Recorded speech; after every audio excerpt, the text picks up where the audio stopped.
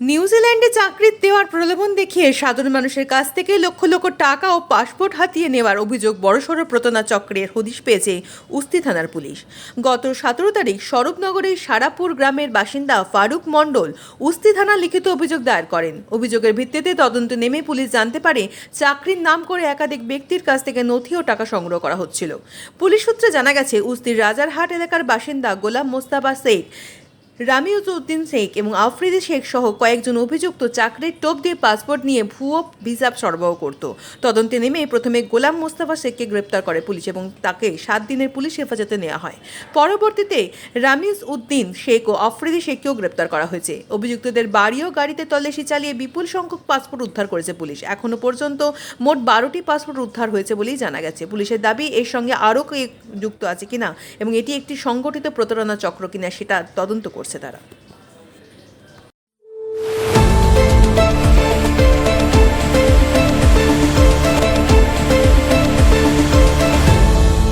আপনারা দেখছেন এই বেলা বাংলা, শিরোনামে সবার আগে।